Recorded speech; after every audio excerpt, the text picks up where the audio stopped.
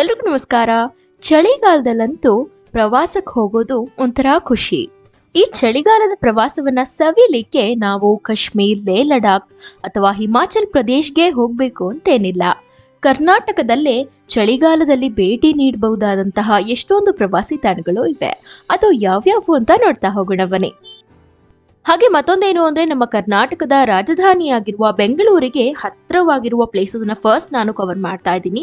ನಂತರ order wise ಅಲ್ಲಿ ಬೆಂಗಳೂರಿಂದ ದೂರ ಆಗುವಂತಹ ಪ್ಲೇಸಸ್ ಅನ್ನು ಕೂಡ ಕವರ್ ಮಾಡ್ತೀನಿ. ಅಂದ್ರೆ ನಾನು ಇದನ್ನ ಅಸೆಂಡಿಂಗ್ ಆರ್ಡರ್ ಅಲ್ಲಿ ಕವರ್ ಮಾಡ್ತಾ ಇದ್ದೀನಿ. ನಂದಿ ಹಿಲ್ಸ್. ನಂದಿ ಬೆಟ್ಟಕ್ಕೆ ಬೆಂಗಳೂರಿಂದ 61 ಕಿಲೋಮೀಟರ್ಸ್ ಆಗುತ್ತೆ. ಹಾಗೆ ಮೈಸೂರಿಂದ 210 ಕಿಲೋಮೀಟರ್ಸ್ ಆಗುತ್ತೆ. ನಂದಿ ಬೆಟ್ಟಕ್ಕೆ ನೀವು ನಿಮ್ಮ ಓನ್ ವೆಹಿಕಲ್ಸ್ ಅಲ್ಲಿ ಟ್ರಾವೆಲ್ ಮಾಡಬಹುದು. ಹಾಗೆ ಟ್ರೈನ್ ಮೂಲಕ ಸಹ ಟ್ರಾವೆಲ್ ಮಾಡಬಹುದು. ನೀವೇನಾದ್ರೂ ಟ್ರೈನ್ ಮೂಲಕ ಟ್ರಾವೆಲ್ ಮಾಡ್ತಾ ಇದ್ದೀರಾ ಅಂದ್ರೆ ಇಲ್ಲಿಗೆ ನಿಯರೆಸ್ಟ್ ರೈಲ್ವೆ ಸ್ಟೇಷನ್ ಆಗಿರುವ ಚಿಕ್ಕಬಳ್ಳಾಪುರ ರೈಲ್ವೆ ಸ್ಟೇಷನ್ ಅಲ್ಲಿ ನೀವು ಸ್ಟಾಪ್ ತಗೊಂಡು ಇಲ್ಲಿಂದ ಒಂದು ಲೋಕಲ್ ಟ್ಯಾಕ್ಸಿ ಮೂಲಕ ನಂದಿ ಬೆಟ್ಟವನ್ನ ರೀಚ್ ಆಗಬಹುದು. ಹಾಗೆ ಇಲ್ಲಿಗೆ ನೀವು ಬಸ್ ಮೂಲಕ ಸಹ ರೀಚ್ ಆಗಬಹುದು. ನೀವು ಪ್ರಕೃತಿಯ ಅದ್ಭುತ ವಿಸ್ಮಯ ಸವಿಬೇಕು ಅಂದ್ರೆ ನಂದಿ ಬೆಟ್ಟಕ್ಕೆ ಭೇಟಿ ನೀಡಲೇಬೇಕು. ಹಾಗೆ ಚಳಿಗಾಲದಲ್ಲಂತೂ ನಂದಿ ಬೆಟ್ಟ ಸ್ವರ್ಗದಂತೆ ಕಾಣಿಸೋದು ಸುಳ್ಳೇನಲ್ಲ. ಇಲ್ಲಿನ ಟಿಪ್ಪು ಡ್ರಾಪ್ ತುಂಬಾನೇ ಫೇಮಸ್. ಹಾಗೆ ಇಲ್ಲಿಗೆ ಬಂದಾಗ ನೀವು ಭೋಗಾನಂದೇಶ್ವರ ದೇವಸ್ಥಾನ ಮತ್ತು ಅಮೃತ ಸರೋವರವನ್ನ ನೋಡ್ಲಿಕ್ಕೆ ಮರಿಬೇಡಿ. ಮೈಸೂರಿಗೆ ಬೆಂಗಳೂರಿಂದ 143 ಕಿಲೋಮೀಟರ್ಸ್ ಆಗುತ್ತೆ. ಚಳಿಗಾಲದ ಪ್ರವಾಸಕ್ಕೆ ನೀವು ಮೈಸೂರನ್ನು ಕೂಡ ಆಯ್ಕೆ ಮಾಡ್ಕೋಬಹುದು. ಕರ್ನಾಟಕದ ಪ್ರಮುಖ ಪ್ರವಾಸಿ ತಾಣಗಳಲ್ಲಿ ಮೈಸೂರಿಗೆ ಅಗ್ರಸ್ಥಾನನೇ ಇದೆ. ಸಾಂಸ್ಕೃತಿಕ ಪರಂಪರೆಯ ವೈಭವವನ್ನ ನೀವು ಕಣ್ತುಂಬಿಸ್ಕೊಳ್ಬೇಕು ಅಂದ್ರೆ ಮೈಸೂರಿಗೆ ಭೇಟಿ ನೀಡಲೇಬೇಕು. ಇಲ್ಲಿಗೆ ಹೋದಾಗ ನೀವು ಮೈಸೂರು ಅರಮನೆ, ಲಲಿತ್ ಮಹಲ್, ಜಗಮೋಹನ್ ಪ್ಯಾಲೇಸ್, ಚಾಮುಂಡಿ ಬೆಟ್ಟ, KRS ಅನ್ನ ನೋಡ್ಲಿಕ್ಕೆ ಮರಿಬೇಡಿ. ಚಾಮರಾಜನಗರಕ್ಕೆ ಬೆಂಗಳೂರಿಂದ 166 ಕಿಲೋಮೀಟರ್ಸ್ ಆಗುತ್ತೆ. ಹಾಗೆ ಮೈಸೂರಿಂದ 90 ಕಿಲೋಮೀಟರ್ಸ್ ಆಗುತ್ತೆ. ಇದಂತೂ ನೀವು ನಿಮ್ಮ ಫ್ರೆಂಡ್ಸ್ ಅಂಡ್ ಫ್ಯಾಮಿಲಿ ಒಟ್ಟಿಗೆ ಭೇಟಿ ನೀಡಬಹುದಾದಂತಹ ಆಕರ್ಷಕ ಪ್ರವಾಸಿ ತಾಣವಾಗಿದೆ. ಇಲ್ಲಿಗೆ ನೀವು ನಿಮ್ಮ ಓನ್ ಟ್ರಾನ್ಸ್ಪೋರ್ಟೇಷನ್ ಮೂಲಕ ಬರಬಹುದು ಮತ್ತು ಬಸ್ಗಳ ಮೂಲಕ ಸಹ ಬರಬಹುದು. ಹಾಗೆ ಟ್ರೈನ್ ಮೂಲಕ ಸಹ ಡೈರೆಕ್ಟ್ ಆಗಿ ನೀವು ಚಾಮರಾಜನಗರ ರೈಲ್ವೆ ಸ್ಟೇಷನ್ಗೆ ಸ್ಟಾಪ್ ಅನ್ನ ತಗೋಬಹುದು. ಇಲ್ಲಿಗೆ ಬಂದಾಗ ಇಲ್ಲಿನ ಫೇಮಸ್ ದೇವಾಲಯವಾಗಿರುವ ಚಾಮರಾಜೇಶ್ವರ ದೇವಾಲಯವನ್ನ ನೀವು ಭೇಟಿ ನೀಡಬಹುದು. ವೈಲ್ಡ್ ಲೈಫ್ಗೆ ಹತ್ತಿರವಾಗಿರುವಂತಹ ಕ್ಯಾಂಪ್ ಆದ ಗುಡಿ, ಬಿಳಿಗಿರಿ ರಂಗನಾಥ ಸ್ವಾಮಿ ಟೆಂಪಲ್ ವೈಲ್ಡ್ ಲೈಫ್ ಸ್ಯಾಂಚುರಿ, ಇದನ್ನ BRT ಅಂತ ಸಹ ಕರೀತಾರೆ, BR ಹಿಲ್ಸ್. ಹಾಗೆ ನಮ್ಮ ಭಾರತದ ನಯಗರಾ ಫಾಲ್ಸ್ ಅಂತಾನೆ ಕರೆಯಲ್ಪಡುವ ಕರ್ನಾಟಕ ಮತ್ತು ತಮಿಳುನಾಡಿನ ಬಾರ್ಡರ್ ಅಲ್ಲಿರುವಂತಹ ಅದ್ಭುತವಾದ ಹೊಗೆನಕಲ್ ಫಾಲ್ಸ್ ಅನ್ನು ಸಹ ನೀವು ಕಣ್ತುಂಬಿಸ್ಕೊಳ್ಬಹುದು. ಹಾಗೆ ಚಾಮರಾಜನಗರಕ್ಕೆ ಬಂದಾಗ ಶಿವನ ಸಮುದ್ರ ಮತ್ತು ಮಲೆಮಹದೇಶ್ವರ ಬೆಟ್ಟವನ್ನು ನೋಡ್ಲಿಕ್ಕೆ ಮರಿಬೇಡಿ.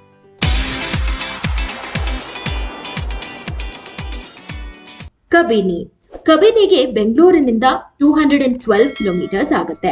ಹಾಗೆ ಮೈಸೂರಿಂದ 57 ಕಿಲೋಮೀಟರ್ಸ್ ಆಗುತ್ತೆ. ಇಲ್ಲಿಗೆ ನೀವು ನಿಮ್ಮ ಓನ್ ಟ್ರಾನ್ಸ್ಪೋರ್ಟೇಷನ್ ಮೂಲಕ ಬರಬಹುದು ಮತ್ತು ಟ್ರೈನ್ ಮೂಲಕ ಬರ್ತಾ ಇದ್ದೀರಾ ಅಂದ್ರೆ ಇಲ್ಲಿಗೆ ನಿಯರೆಸ್ಟ್ ರೈಲ್ವೆ ಸ್ಟೇಷನ್ ಅಂದ್ರೆ ಅದು ಮೈಸೂರು ರೈಲ್ವೆ ಸ್ಟೇಷನ್.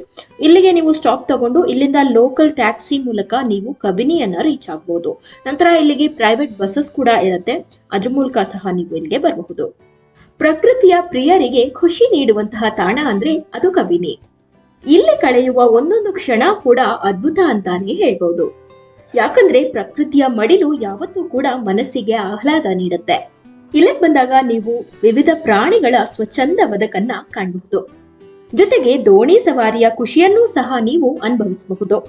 ಕಬಿನಿ ಅರಣ್ಯ ಅಂತೂ ಕರ್ನಾಟಕದ ಅತ್ಯಂತ ಜನಪ್ರಿಯ ವನ್ಯಜೀವಿ ತಾಣಗಳಲ್ಲಿ ಒಂದು.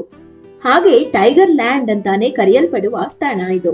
ಕಬಿನಿಯಲ್ಲಿ 250ಕ್ಕೂ ಹೆಚ್ಚು ಜಾತಿಯ ಪಕ್ಷಿಗಳು ಇವೆ. ಹಾಗೆ 40ರಿಂದ 50 ಜಾತಿಯ ಪ್ರಾಣಿಗಳು ಇಲ್ಲಿ ಇವೆ.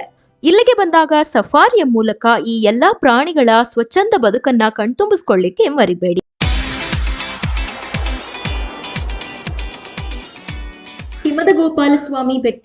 ಹಿಮದಗೋಪಾಲ ಸ್ವಾಮಿ ಬೆಟ್ಟಕ್ಕೆ ಬೆಂಗಳೂರಿಂದ 224 ಕಿಲೋಮೀಟರ್ಸ್ ಆಗುತ್ತೆ. ಹಾಗೆ ಮೈಸೂರಿಂದ 78 ಕಿಲೋಮೀಟರ್ಸ್ ಆಗುತ್ತೆ. ಇಲ್ಲಿಗೆ ನೀವು ನಿಮ್ಮ ಓನ್ ಟ್ರಾನ್ಸ್ಪೋರ್ಟೇಷನ್ ಮೂಲಕ ಬರಬಹುದು ಅಥವಾ ಬಸ್ಗಳ ಮೂಲಕ ಬರ್ತಾ ಇದ್ದೀರಾ ಅಂದ್ರೆ ಗುಂಡ್ಲುಪೇಟೆಗೆ ಸ್ಟಾಪ್ ತಗೊಂಡು ಅಲ್ಲಿಂದ ಕರ್ನಾಟಕ ಸ್ಟೇಟ್ ಗವರ್ಮೆಂಟ್ ಕಡೆಯಿಂದ ಬರುವಂತಹ ಮಿನಿ ಗ್ರೀನ್ ಬಸ್ಸಸ್ ಅಲ್ಲಿ ನೀವು ಈ ದೇವಸ್ಥಾನದ ಟಾಪ್ ಅನ್ನ ರೀಚ್ ಮಾಡಬಹುದು. ಅಥವಾ ಅಲ್ಲೇ ಸಿಗುವಂತಹ ಪ್ರೈವೇಟ್ ಟ್ಯಾಕ್ಸಿಗಳ ಮೂಲಕ ಸಹ ನೀವು ಈ ಬೆಟ್ಟನ ರೀಚ್ ಆಗಬಹುದು.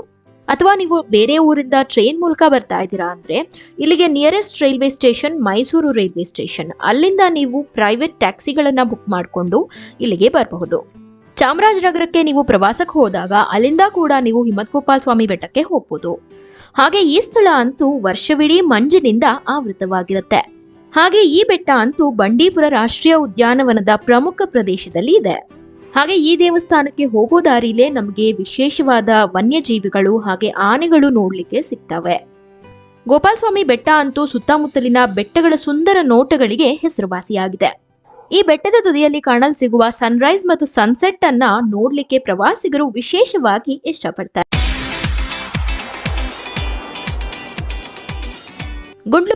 ಗುಂಡ್ಲುಪೇಟೆಗೆ ಬೆಂಗಳೂರಿನಿಂದ 205 ಕಿಲೋಮೀಟರ್ಸ್ ಆಗುತ್ತೆ. ಹಾಗೆ ಮೈಸೂರಿಂದ 59 ಕಿಲೋಮೀಟರ್ಸ್ ಆಗುತ್ತೆ. ಇಲ್ಲಿಗೆ ನೀವು ನಿಮ್ಮ ಓನ್ ಟ್ರಾನ್ಸ್ಪೋರ್ಟೇಷನ್ ಮೂಲಕ ರೀಚ್ ಆಗ್ಬೋದು ಅಥವಾ ಬಸ್ಸಸ್ ಮೂಲಕ ರೀಚ್ ಆಗ್ಬೋದು. ಮತ್ತು ಟ್ರೈನ್ ಮೂಲಕ ಬರ್ತಾ ಇದ್ದೀರಾ ಅಂದ್ರೆ ನಿಯರೆಸ್ಟ್ ರೈಲ್ವೆ ಸ್ಟೇಷನ್ ಆಗಿರುವ ಮೈಸೂರು ರೈಲ್ವೆ ಸ್ಟೇಷನ್ ಅಲ್ಲಿ ಸ್ಟಾಪ್ ತಗೊಂಡು ಅಲ್ಲಿಂದ ಲೋಕಲ್ ಟ್ಯಾಕ್ಸಿ ಅಥವಾ ಬಸ್ಗಳ ಮೂಲಕ ಗುಂಡ್ಲುಪೇಟೆನ ರೀಚ್ ಆಗ್ಬೋದು. ಗುಂಡ್ಲುಪೇಟೆ ಅಂತೂ ರಾಜ್ಯದಲ್ಲಿಯೇ ಪ್ರಥಮ ಮುಂಗಾರು ಮಳೆ ಬೀಳುವ ಸ್ಥಳ ಎಂದೇ ಗುರುತಿಸಲ್ಪಟ್ಟಿದೆ. ಇದು ತಮಿಳುನಾಡು ಮತ್ತು ಕೇರಳ ರಾಜ್ಯಗಳ ಗಡಿ ಪ್ರದೇಶಗಳಿಗೆ ಹೊಂದಿಕೊಂಡಿದೆ. ಇಲ್ಲಂತೂ ಚಳಿಗಾಲದಲ್ಲಿ ಅತಿ ಚಳಿ ಇರುತ್ತೆ. ಹಾಗೆ ಬೇಸಿಗೆಯಲ್ಲೂ ಸಹ ತಂಪಾದ ವಾತಾವರಣ ಇರುತ್ತೆ. ಅದಕ್ಕೆ ಚಳಿಗಾಲದಲ್ಲಿ ಈ ಸ್ಥಳಕ್ಕೆ ಹೋಗ್ಲಿಕ್ಕೆ ನೀವು ಮಿಸ್ ಮಾಡಲೇಬೇಡಿ.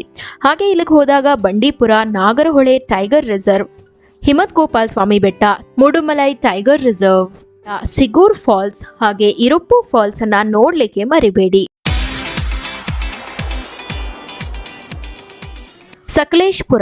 ಸಕಲೇಶ್ಪುರಕ್ಕೆ ಬೆಂಗಳೂರಿಂದ 219 ಕಿಲೋಮೀಟರ್ಸ್ ಆಗುತ್ತೆ. ಹಾಗೆ ಮೈಸೂರಿಂದ 149 ಕಿಲೋಮೀಟರ್ಸ್ ಆಗುತ್ತೆ.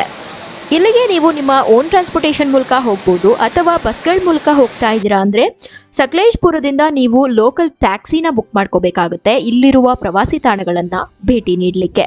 ಇಲ್ಲಿಗೆ ನೀವು ಟ್ರೈನ್ ಮೂಲಕ ಸಹ ಬರಬಹುದು. ಇಲ್ಲಿನ ಸಕಲೇಶ್ಪುರ ರೈಲ್ವೆ ಸ್ಟೇಷನ್ ಅಲ್ಲಿ ಸ್ಟಾಪ್ ತಗೊಂಡು ಅಲ್ಲಿಂದ ಲೋಕಲ್ ಟ್ರಾನ್ಸ್ಪೋರ್ಟೇಷನ್ ಮೂಲಕ ಪ್ರವಾಸಿ ತಾಣಗಳನ್ನ ನೋಡ್ಬೇಕಾಗುತ್ತೆ. ಕರ್ನಾಟಕದ ಪುಟ್ಟ ಗಿರಿಧಾಮವಾಗಿರುವ ಸಕಲೇಶ್ಪುರ ಶ್ರೀಮಂತ ನೈಸರ್ಗಿಕ ಸೌಂದರ್ಯವನ್ನ ಹೊಂದಿದೆ. ಸಮೃದ್ಧವಾಗಿ ಬೆಳೆದ ಕಾಫಿ ತೋಟಗಳು ನಮ್ಮನ್ನ ಬೆರಗಾಗುವಂತೆ ಮಾಡುತ್ತೆ. ಹಾಗೆ ಸಕಲೇಶ್ಪುರ ಪಶ್ಚಿಮ ಘಟ್ಟಗಳಿಂದ ಸುತ್ತುವರೆದಿರೋದ್ರಿಂದ ನಮ್ಮ ಕಣ್ಣಿಗಂತೂ ಹಬ್ಬ ಅಂತಾನೆ ಹೇಳ್ಬಹುದು. ಇದಂತೂ ಕರ್ನಾಟಕದ ರೊಮ್ಯಾಂಟಿಕ್ ತಾಣಗಳಲ್ಲಿ ಒಂದಾಗಿದೆ. ಇಲ್ಲಿ ನೀವು ಭವ್ಯವಾದ ಕೋಟೆಗಳು, ಐತಿಹಾಸಿಕ ದೇವಾಲಯಗಳು, ಹಾಲ್ನೊರೆಯಂತೆ ಧರೆಗೆ ಬೀಳುವ ಜಲಧಾರಿಗಳನ್ನ ಕಣ್ತುಂಬಿಸ್ಕೊಳ್ಬಹುದು. ಇಲ್ಲಿಗೆ ಬಂದಾಗ ನೀವು ಬೆಟ್ಟದ ಭೈರವೇಶ್ವರ ದೇವಸ್ಥಾನ, Bisle ghat, Doddahadalu falls, Mookanamane falls, Manjehalli falls, Manjarabad ಕೋಟೆ ಹಾಗೂ ಸಕಲೇಶ್ಪುರ ಸ್ವಾಮಿ ದೇವಾಲಯವನ್ನ ಭೇಟಿ ನೀಡಲಿಕ್ಕೆ ಮರಿಬೇಡಿ.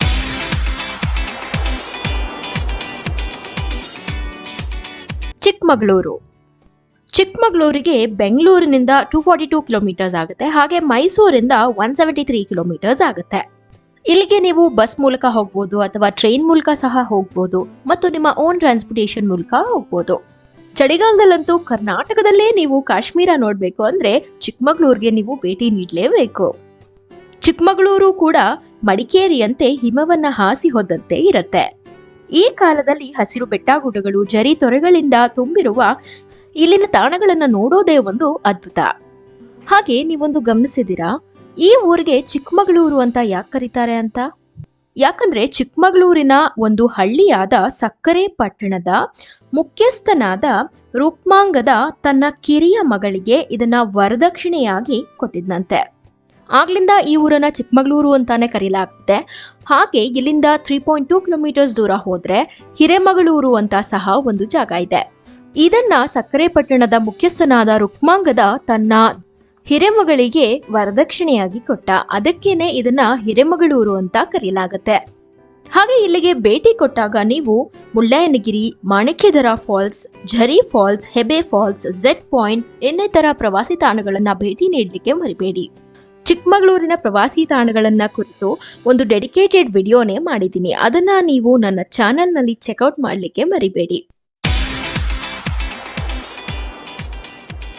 ಮಡಿಕೇರಿ, ಇದನ್ನ ಕೂರ್ಗ್, ಕೊಡಗು ಅಂತ ಸಹ ಕರಿತೀವಿ.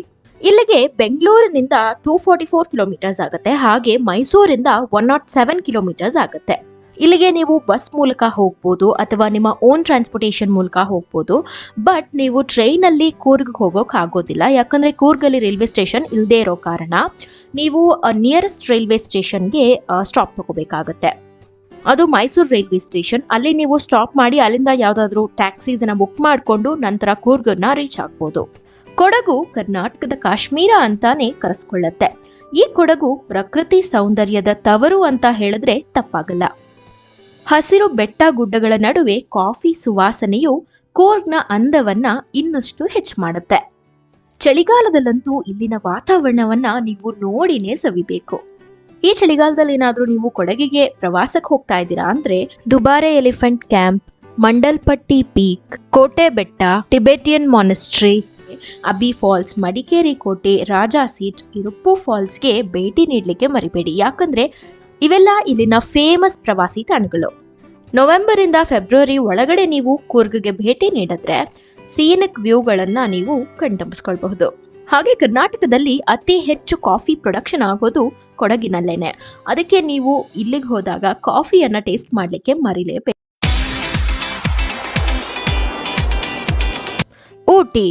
ಊಟಿಗೆ ಬೆಂಗಳೂರಿಂದ 271 ಕಿಲೋಮೀಟರ್ಸ್ ಆಗುತ್ತೆ. ಹಾಗೆ ಮೈಸೂರಿಂದ 125 ಕಿಲೋಮೀಟರ್ಸ್ ಆಗುತ್ತೆ. ಇಲ್ಲಿಗೆ ನೀವು ನಿಮ್ಮ ಓನ್ ಟ್ರಾನ್ಸ್ಪೋರ್ಟೇಷನ್ ಮೂಲಕ ರೀಚ್ ಆಗಬಹುದು. ಹಾಗೆ ಪ್ರೈವೇಟ್ ಬಸ್ಗಳನ್ನು ಬುಕ್ ಮಾಡಿಕೊಂಡು ಸಹ ರೀಚ್ ಆಗಬಹುದು. ಹಾಗೆ ನೀವೇನಾದರೂ ಟ್ರೈನ್ ಮೂಲಕ ರೀಚ್ ಆಗ್ತಾ ಇದ್ದೀರಾ ಅಂದರೆ ಉದಗಮಂಡಲಂ ರೈಲ್ವೆ ಸ್ಟೇಷನ್ಗೆ ನೀವು ಸ್ಟಾಪ್ ತಗೊಂಡು ಅಲ್ಲಿಂದ ಲೋಕಲ್ ಟ್ರಾನ್ಸ್ಪೋರ್ಟೇಷನ್ ಮೂಲಕ ಇಲ್ಲಿನ ಪ್ರವಾಸಿ ತಾಣಗಳಿಗೆ ನೀವು ಭೇಟಿ ನೀಡಬಹುದು. ನೀಲಗಿರಿ ಬೆಟ್ಟಗಳ ನಡುವೆ ನೆಲೆಸಿರುವ ಊಟಿಯನ್ನ ಉದಗಮಂಡಲಂ ಎಂದು ಸಹ ಕರೀತಾರೆ. ಇದು ತಮಿಳುನಾಡು ರಾಜ್ಯದಲ್ಲಿರುವ ಒಂದು ಸುಂದರವಾದ ಗಿರಿಧಾಮವಾಗಿದೆ. ಇಲ್ಲಿನ ಪ್ರಶಾಂತವಾದ ವಾತಾವರಣ, ಚಹಾ ತೋಟಗಳು ಹಾಗೆ ಜಲಪಾತಗಳು ಪ್ರವಾಸಿಗರಿಗೆ ಬಹು ಅಚ್ಚುಮೆಚ್ಚು. ಊಟಿಗೆ ನೀವು ಭೇಟಿ ನೀಡಿದಾಗ ದೊಡ್ಡ ಬೆಟ್ಟ, ಅಲ್ಲಿನ ಚಹಾ ತೋಟಗಳು, ಕೆಟ್ಟಿ ಕಣಿವೆ, ಸುಂದರವಾದ rose garden, saint Stephen's church, avalanche ಸರೋವರ, ಊಟಿ ಸರೋವರ, ಎಮರಲ್ಡ್ ಸರೋವರ, ಊಟಿಯ botanical gardens, Kamaraj Sagar dam, Mudumalai national park, needle view hill point, Ooty stone house, Pykara waterfalls ಮತ್ತು ಊಟಿಯಲ್ಲಿ ಕಾಣಲು ಸಿಗುವ ಟೋಡಾ ಹಟ್ಸ್ ಅನ್ನ ನೋಡ್ಲಿಕ್ಕೆ ಮರಿಬೇಡಿ.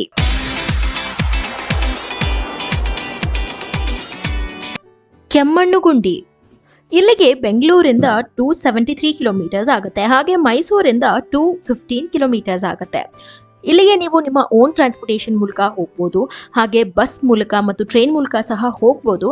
ಆದರೆ ನೀವು ಚಿಕ್ಕಮಗಳೂರಲ್ಲಿ ಸ್ಟಾಪ್ ತಗೊಂಡು ಅಲ್ಲಿಂದ ಇಲ್ಲಿಗೆ ಒಂದು ಲೋಕಲ್ ಟ್ರಾನ್ಸ್ಪೋರ್ಟೇಷನ್ ಅನ್ನು ತಗೊಂಡು ರೀಚ್ ಆಗಬೇಕಾಗತ್ತೆ. ನೀವೇನಾದರೂ ಚಿಕ್ಕಮಗಳೂರಿಗೆ ಟ್ರಾವೆಲ್ ಮಾಡಿದ್ರೆ ಅಲ್ಲಿಂದ ಕೇವಲ 61 ಕಿಲೋಮೀಟರ್ಸ್ ದೂರ ಬಂದ್ರೆ ಕೆಮ್ಮಣ್ಗುಂಡಿ ಸಿಗುತ್ತೆ. ಇಲ್ಲಿ ಹೊರನಾಡು ಅನ್ನಪೂರ್ಣೇಶ್ವರಿ ದೇವಸ್ಥಾನ, Z point, ಹೆಬೆ falls, Kallathgiri falls ಅನ್ನ ನೋಡೋದಕ್ಕೆ ಮರಿಬೇಡಿ. ಹಾಗೆ ಕೆಮ್ಮಣ್ಗುಂಡಿಯಲ್ಲಿರುವ ಕೆಂಪು ಮಣ್ಣಿನ ವಿಶೇಷತೆ ನೀವು ತಿಳ್ಕೋಬೇಕು ಅಂದ್ರೆ ಈ ಚಾನೆಲ್ನ ಡಿಸ್ಕ್ರಿಪ್ಷನ್ ಬಾಕ್ಸ್ ಅಲ್ಲಿ ಒಂದು ವಿಡಿಯೋ ಲಿಂಕ್ ಕೊಟ್ಟಿದ್ದೀನಿ, ಅದನ್ನ ನೋಡ್ಲಿಕ್ಕೂ ಕೂಡ ಮರಿಬೇಡಿ.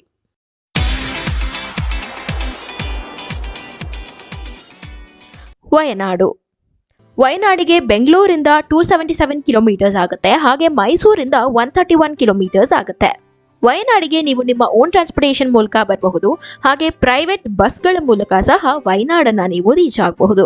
ಹಾಗೆ ಟ್ರೈನ್ ಮೂಲಕ ಬರ್ತಾ ಇದ್ದೀರಾ ಅಂದ್ರೆ ನಿಯರೆಸ್ಟ್ ರೈಲ್ವೆ ಸ್ಟೇಷನ್ ಆಗಿರುವ ಕೋಳಿಕೋಡ್ ರೈಲ್ವೆ ಸ್ಟೇಷನ್ ಅಲ್ಲಿ ನೀವು ಸ್ಟಾಪ್ ಅನ್ನ ತಗೊಂಡು ಅಲ್ಲಿಂದ ಲೋಕಲ್ ಟ್ಯಾಕ್ಸಿ ಮೂಲಕ ವಯನಾಡನ್ನ ರೀಚ್ ಆಗಬಹುದು. ವಯನಾಡು ಕೇರಳದ ಪ್ರಮುಖ ಪ್ರವಾಸಿ ತಾಣಗಳಲ್ಲಿ ಒಂದು. ಹೆಚ್ಚು ಹಸಿರಿನಿಂದ ಕೂಡಿರುವ ವಯನಾಡು ರಜಾ ದಿನಗಳು ಅಥವಾ ಚಳಿಗಾಲದಲ್ಲಿ ಕಾಲ ಕಳೆಯುವಂತಹ ಜಾಗಗಳಲ್ಲಿ ಒಂದಾಗಿದೆ. ಇಲ್ಲಂತೂ ನೀವು ವಿವಿಧ ರುಚಿಕರವಾದ ಚಹಾದ ರುಚಿಯನ್ನ ನೀವು ಅನುಭವಿಸಬಹುದು. ಇಲ್ಲಕ್ಕೆ ಹೋದಾಗ ನೀವು ಬನಾಸುರ ಸಾಗರ ಡ್ಯಾಮ್, ಹಾಗೆ ಚೆಂಬುರಾ ಪೀಕ್, ಕುರುವ ದ್ವೀಪ, ಎಡಕ್ಕಲ್ ಫಾಲ್ಸ್, ಪೂಕೋಡ್ ಲೇಕ್ ಹಾಗೆ ತೊಲ್ಪೆಟ್ಟಿ ವೈಲ್ಡ್ ಲೈಫ್ ಸ್ಯಾಂಚುರಿನ ಭೇಟಿ ನೀಡಲಿಕ್ಕೆ ಮರಿಬೇಡಿ.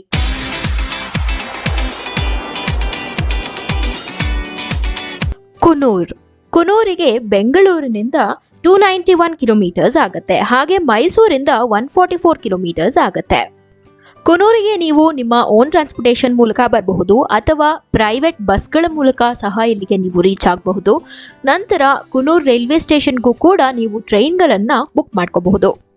ಕುನೂರ್ ಅಂತೂ ನೀಲಗಿರಿ ಬೆಟ್ಟಗಳಲ್ಲಿರುವ 2ನೇ ಅತಿ ದೊಡ್ಡ ಗಿರಿಧಾಮ. ಇದು ಸುತ್ತಮುತ್ತಲಿನ ಪರಿಸರಕ್ಕೆ ವೈವಿಧ್ಯಮಯ ಹೂವುಗಳು ಮತ್ತು ಪಕ್ಷಿಗಳಿಗೆ ಹೆಸರುವಾಸಿಯಾಗಿದೆ.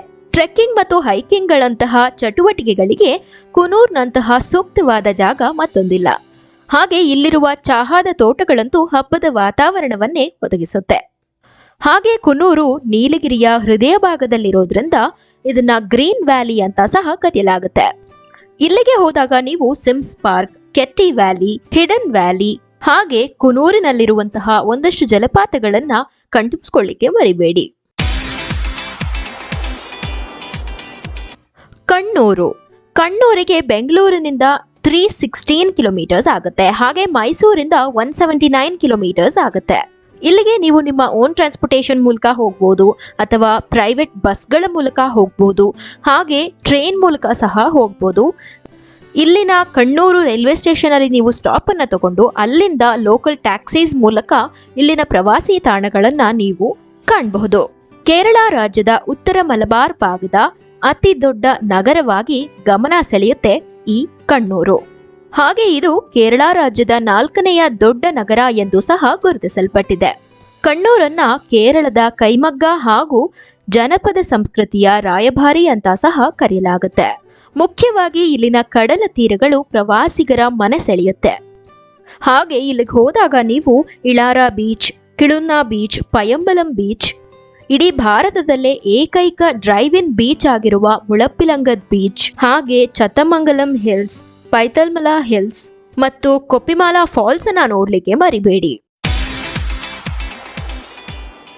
ಕುದುರೆಮುಖ. ಕುದುರೆಮುಖಕ್ಕೆ ಬೆಂಗಳೂರಿಂದ 328 ಕಿಲೋಮೀಟರ್ಸ್ ಆಗುತ್ತೆ. ಹಾಗೆ ಮೈಸೂರಿಂದ 260 ಕಿಲೋಮೀಟರ್ಸ್ ಆಗುತ್ತೆ. ಇಲ್ಲಿಗೆ ನೀವು ನಿಮ್ಮ ಓನ್ ಟ್ರಾನ್ಸ್ಪೋರ್ಟೇಷನ್ ಮೂಲಕ ಬರಬಹುದು, ಹಾಗೆ ಪ್ರೈವೇಟ್ ಬಸ್ಗಳನ್ನ ಬುಕ್ ಮಾಡ್ಕೊಂಡು ಬರಬಹುದು. ನಂತರ ಟ್ರೈನಲ್ಲಿ ಬರ್ತಾ ಇದ್ದೀರಾ ಅಂದ್ರೆ ಇಲ್ಲಿಗೆ ನಿಯರೆಸ್ಟ್ ರೈಲ್ವೆ ಸ್ಟೇಷನ್ ಅಂದ್ರೆ ಅದು ಮಂಗಳೂರು ಸೆಂಟ್ರಲ್ ರೈಲ್ವೆ ಸ್ಟೇಷನ್. ಇಲ್ಲಿಗೆ ನೀವು ಸ್ಟಾಪ್ ಅನ್ನ ತಗೊಂಡು ಇಲ್ಲಿಂದ ಲೋಕಲ್ ಟ್ಯಾಕ್ಸಿ ಮೂಲಕ ಇಲ್ಲಿನ ಪ್ರವಾಸಿ ತಾಣಗಳನ್ನ ನೀವು ಕಣ್ತುಂಬಿಸ್ಕೊಳ್ಬಹುದು. ಕುದುರೆಮುಖ ಅಂತೂ ಪರ್ವತ ಪ್ರಿಯರಿಗೆ ಹಾಗೂ ಆಹ್ಲಾದಕರವಾದ ತಾಣಗಳನ್ನ ಸವಿಯಲು ಬಯಸುವವರಿಗೆ ಫೇವರೆಟ್ ಆಗಿದೆ. ಹಾಗೆ ಇದನ್ನ ವಿಶ್ವದ ಅತಿದೊಡ್ಡ ಗಣಿಗಾರಿಕೆ ಪ್ರದೇಶ ಅಂತ ಸಹ ಕರೆಯಲಾಗುತ್ತೆ. ಆದ್ರೆ 2006ರಲ್ಲಿ ಇಲ್ಲಿನ ವನ್ಯಜೀವಿಗಳಿಗೆ ತುಂಬಾನೇ ಹಾನಿ ಆಗ್ತಾ ಇದ್ದ ಕಾರಣ ಕುದುರೆಮುಖದಲ್ಲಿ ಗಣಿಗಾರಿಕೆ ಮಾಡಬಾರದು ಅಂತ ನಿರ್ಧರಿಸಲಾಯಿತು. ಈ ಜಾಗ ಅಂತೂ ಸುಂದರವಾದ ಗಿರಿಧಾಮಗಳನ್ನ ಹೊಂದಿದ್ದು ಟ್ರೆಕ್ಕಿಂಗ್ ಮಾಡುವವರಿಗೆ ಬಲು ಆಕರ್ಷಿತವಾಗಿದೆ. ಕರ್ನಾಟಕದ ಮುಳ್ಳಯ್ಯನಗಿರಿಯ ನಂತರ 2ನೇ ಅತಿ ಎತ್ತರದ ಶಿಖರವಾಗಿ ಕುದುರೆಮುಖ ಹೆಸರುವಾಸಿಯಾಗಿದೆ. ಇಲ್ಲಿಗೆ ಹೋದಾಗ ನೀವು ಕುದುರೆಮುಖ ವೈಲ್ಡ್ ಲೈಫ್ ಸ್ಯಾಂಚುರಿ, ಕದಂಬಿ ಜಲಪಾತ ಹಾಗೆ ಕುದುರೆಮುಖ ಟ್ರೆಕ್ಕಿಂಗ್ ಮಾಡಲಿಕ್ಕೆ ಮರಿಲೇಬೇಡಿ.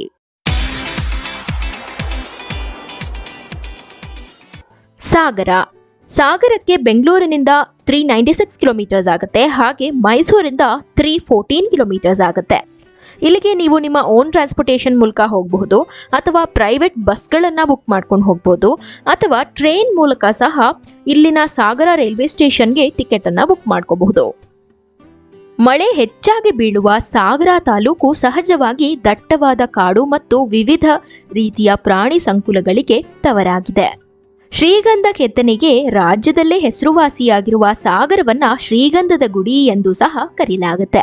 ಸಾಗರ ಅಂತೂ ಗುಡ್ಡ ಕಾಡುಮೇಡುಗಳಿಂದ ಕೂಡಿದ ಪ್ರದೇಶವಾಗಿದೆ. ಸಾಗರದ ಬಹುಭಾಗ ಭಾರತದ ಅತಿ ದೊಡ್ಡ ಮಾನವ ನಿರ್ಮಿತ ಜಲಾಶಯಗಳಲ್ಲೊಂದಾಗಿರುವ ಲಿಂಗನಮಕ್ಕಿ ಜಲಾಶಯದ ಹಿನ್ನೀರಿನಿಂದ ಆವೃತವಾಗಿದೆ ಎನ್ನಬಹುದು.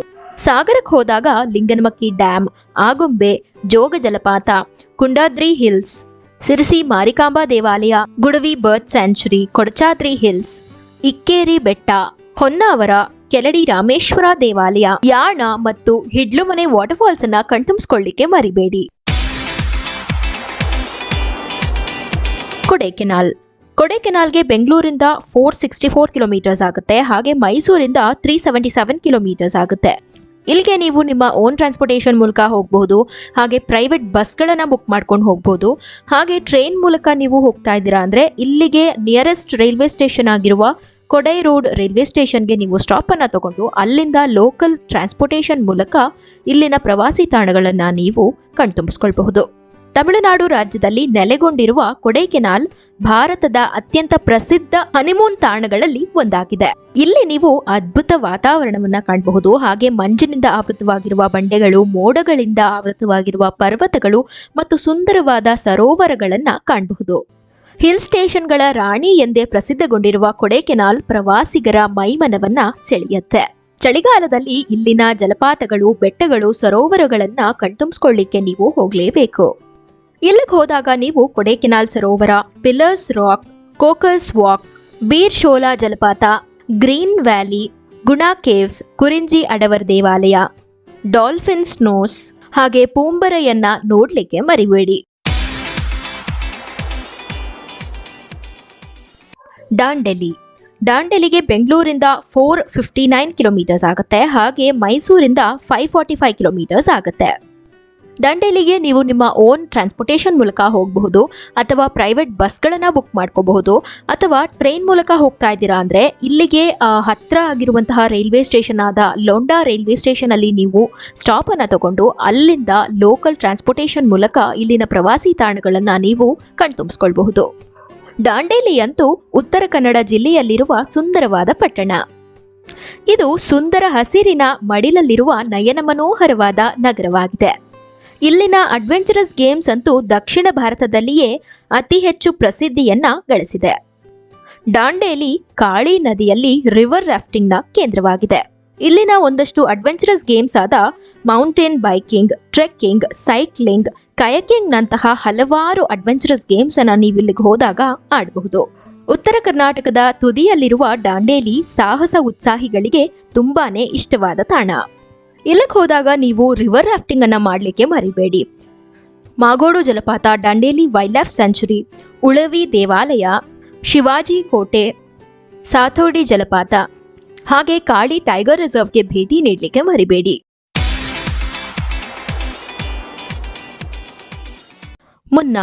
ಮುನ್ನಾರ್ಗೆ ಬೆಂಗಳೂರಿಂದ 476 ಕಿಲೋಮೀಟರ್ಸ್ ಆಗುತ್ತೆ. ಹಾಗೆ ಮೈಸೂರಿಂದ 327 ಕಿಲೋಮೀಟರ್ಸ್ ಆಗುತ್ತೆ. ಇಲ್ಲಿಗೆ ನೀವು ನಿಮ್ಮ ಓನ್ ಟ್ರಾನ್ಸ್ಪೋರ್ಟೇಷನ್ ಮೂಲಕ ರೀಚ್ ಆಗಬಹುದು, ಅಥವಾ ಪ್ರೈವೇಟ್ ಬಸ್ಗಳನ್ನು ಬುಕ್ ಮಾಡಿಕೊಂಡು ರೀಚ್ ಆಗಬಹುದು, ಅಥವಾ ನೀವು ಟ್ರೈನ್ ಮೂಲಕ ಬರ್ತಾ ಇದ್ದೀರಾ ಅಂದರೆ ಇಲ್ಲಿಗೆ ತುಂಬಾನೇ ಹತ್ತಿರ ಇರುವಂತಹ ಎರ್ನಾಕುಲಂ ಜಂಕ್ಷನ್ ರೈಲ್ವೆ ಸ್ಟೇಷನ್ ಅಲ್ಲಿ ನೀವು ಸ್ಟಾಪ್ ಅನ್ನು ತಗೊಂಡು ಅಲ್ಲಿಂದ ಲೋಕಲ್ ಟ್ಯಾಕ್ಸಿಗಳ ಮೂಲಕ ಇಲ್ಲಿನ ಪ್ರವಾಸಿ ತಾಣಗಳನ್ನ ಕಣ್ತುಂಬಿಸ್ಕೊಳ್ಬಹುದು. ಮುನ್ನಾರ್ ಅಂದ ತಕ್ಷಣನೇ ನಮ್ಮೆಲ್ರಿಗೂ ಕಣ್ಮುಂದೆ ಬರೋದು ಸಾಲು ಸಾಲು ಹಸಿರು ಬೆಟ್ಟಗಳು. ಅದರ ನಡುವೆ ವಿಸ್ತಾರವಾದ ಚಹಾ ತೋಟಗಳನ್ನ ನಾವು ಕಾಣ್ತೀವಿ. ಮುನ್ನಾರ್ನಲ್ಲಿ ವರ್ಷವಿಡೀ ಆಹ್ಲಾದಕರವಾದ ವಾತಾವರಣ ಇರೋದ್ರಿಂದ ಪ್ರವಾಸಿಗರಿಗೆ ಈ ತಾಣ ತುಂಬಾನೇ ಫೇವರೆಟ್. ಇಲ್ಲಿಗೆ ಹೋದಾಗ Mattupetty dam, Eravikulam national park, echo point, Anayirangal view point ಹಾಗೆ ಅನೈರಂಕಲ್ ಡ್ಯಾಮ್ ಹಾಗೆ ಇಲ್ಲಿನ ಸುಂದರವಾದ ಚಹಾ ಪ್ಲಾಂಟೇಶನ್ಗಳು ಮತ್ತು ಪಕ್ಷಿ ವೀಕ್ಷಣೆ ಹಾಗೆ ಬೈಕಿಂಗ್, ನೇಚರ್ ವಾಕ್ ಮತ್ತು ಅಟ್ಟುಕಾಡ್ ಜಲಪಾತವನ್ನ ನೋಡ್ಲಿಕ್ಕೆ ಮರಿಬೇಡಿ.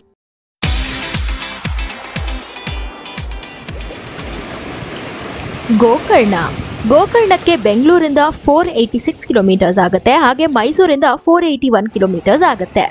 ಇಲ್ಲಿಗೆ ನೀವು ನಿಮ್ಮ ಓನ್ ಟ್ರಾನ್ಸ್ಪೋರ್ಟೇಷನ್ ಮೂಲಕ ಹೋಗಬಹುದು, ಹಾಗೆ ಪ್ರೈವೇಟ್ ಬಸ್ಗಳನ್ನು ಬುಕ್ ಮಾಡ್ಕೊಂಡು ಹೋಗ್ಬೋದು, ಅಥವಾ ಟ್ರೈನ್ಗಳಲ್ಲಿ ಹೋಗ್ತಾ ಇದ್ದೀರಾ ಅಂತ ಅಂದರೆ ಇಲ್ಲಿಗೆ ಹತ್ತಿರವಾಗಿರುವ ಅಂಕೋಲಾ ರೈಲ್ವೆ ಸ್ಟೇಷನ್ಗೆ ನೀವು ಸ್ಟಾಪನ್ನು ತಗೊಂಡು ಅಲ್ಲಿಂದ ಲೋಕಲ್ ಟ್ಯಾಕ್ಸಿಗಳ ಮೂಲಕ ಇಲ್ಲಿನ ಪ್ರವಾಸಿ ತಾಣಗಳನ್ನು ನೀವು ಕಣ್ತುಂಬಿಸ್ಕೊಳ್ಬಹುದು. ಚಳಿಗಾಲದ ಪ್ರವಾಸಕ್ಕೆ ನೀವು ಗೋಕರ್ಣವನ್ನು ಆರಿಸ್ಕೊಳ್ಬಹುದು. ಯಾಕಂದ್ರೆ ನೀವು ಇಲ್ಲಿ ಜನಜಂಗುಳಿ ಇಲ್ಲದ ಬೀಚ್ಗಳಲ್ಲಿ ಮಸ್ತ್ ಎಂಜಾಯ್ ಮಾಡಬಹುದು. ಹಾಗೆ ಇಲ್ಲಿನ ಫೇಮಸ್ ಅಡ್ವೆಂಚರಸ್ ಗೇಮ್ಸ್ ಆದ ಸರ್ಫಿಂಗ್, ಸ್ಕೂಬಾ ಡೈವಿಂಗ್, ಜೆಟ್ ಸೈಕಿಂಗ್ ಗಳನ್ನ ಅನುಭವಿಸಬಹುದು. ಇಲ್ಲಿಗೆ ಹೋದಾಗ ನೀವು ಓಂ ಬೀಚ್, ಮಹಾಬಲೇಶ್ವರ ದೇವಸ್ಥಾನ, paradise beach, Kudle beach, Gokarna beach, half moon beach, Mirjan fort ಹಾಗೆ ಯಾಣ ಕೇವ್ಸ್ ಅನ್ನು ಸಹ ನೋಡ್ಲಿಕ್ಕೆ ಮರಿಬೇಡಿ. ಕೊಚ್ಚಿಗೆ ಬೆಂಗಳೂರಿಂದ 547 ಕಿಲೋಮೀಟರ್ಸ್ ಆಗುತ್ತೆ. ಹಾಗೆ ಮೈಸೂರಿಂದ 392 ಕಿಲೋಮೀಟರ್ಸ್ ಆಗುತ್ತೆ. ಕೊಚ್ಚಿಗೆ ನೀವು ನಿಮ್ಮ ಓನ್ ಟ್ರಾನ್ಸ್ಪೋರ್ಟೇಷನ್ ಮೂಲಕ ಹೋಗಬಹುದು, ಹಾಗೆ ಪ್ರೈವೇಟ್ ಬಸ್ಗಳನ್ನ ಬುಕ್ ಮಾಡ್ಕೊಂಡು ಹೋಗ್ಬೋದು. ಹಾಗೆ ನೀವೇನಾದ್ರೂ ಟ್ರೈನ್ ಮೂಲಕ ಹೋಗ್ತಾ ಇದ್ದೀರಾ ಅಂದ್ರೆ ಇಲ್ಲಿಗೆ ನಿಯರೆಸ್ಟ್ ರೈಲ್ವೆ ಸ್ಟೇಷನ್ ಆದ ಎರ್ನಾಕುಲಂ ಜಂಕ್ಷನ್ ರೈಲ್ವೆ ಸ್ಟೇಷನ್ ಅಲ್ಲಿ ನೀವು ಸ್ಟಾಪ್ ಅನ್ನ ತಗೊಂಡು ಅಲ್ಲಿಂದ ಇಲ್ಲಿನ ಲೋಕಲ್ ಟ್ರಾನ್ಸ್ಪೋರ್ಟೇಷನ್ ಮೂಲಕ ಇಲ್ಲಿನ ಪ್ರವಾಸಿ ತಾಣಗಳನ್ನ ನೀವು ಕಣ್ತುಂಬಿಸ್ಕೊಳ್ಬಹುದು. ಕೊಚ್ಚಿ ಕೇರಳ ರಾಜ್ಯದ ಸುಂದರವಾದ ನಗರ. ಕೇರಳಕ್ಕಂತೂ ಪ್ರವಾಸಕ್ಕೆ ಅಂತಾನೆ ದೇಶದ ಮೂಲೆ ಮೂಲೆಗಳಿಂದ ಅಲ್ಲದೆ ವಿದೇಶಿಗರು ಕೂಡ ಭೇಟಿ ನೀಡ್ತಾರೆ. ನೀವು ಕೊಚ್ಚಿಗೆ ಪ್ರವಾಸಕ್ಕಾಗಿ ಹೋದಾಗ Cherai beach, fort Kochi beach, Munambam beach, Kuzhupilly beach, Puthenthode beach, Ernakulam ದೇವಸ್ಥಾನ, ಚೊಟ್ಟನಿಕ್ಕರ ಭಗವತಿ ದೇವಸ್ಥಾನ, ವೈಕೋಮ್ ಮಹದೇವ ದೇವಸ್ಥಾನ, ವಮನಮೂರ್ತಿ ದೇವಸ್ಥಾನ ಹಾಗೆ ಕಡುತುರುತಿ ದೇವಾಲಯಗಳನ್ನ ಕಾಣ್ಲಿಕ್ಕೆ ಮರಿಬೇಡಿ. ಇದಾಗಿತ್ತು ಚಳಿಗಾಲದಲ್ಲಿ ನೀವು ನೋಡಬಹುದಾದಂತಹ ಒಂದಷ್ಟು ಪ್ರವಾಸಿ ತಾಣಗಳು. ಈ ವಿಡಿಯೋ ನಿಮಗೆ ಇನ್ಫಾರ್ಮೇಟಿವ್ ಅನ್ಸಿದ್ದಲ್ಲಿ ನನ್ನ ಚಾನೆಲ್ಗೆ ಸಬ್ಸ್ಕ್ರೈಬ್ ಆಗೋದಕ್ಕೆ ಮರಿಬೇಡಿ. ಹಾಗೆ ಒಂದು ಲೈಕ್ ಅನ್ನು ಕೂಡ ಕೊಡಿ.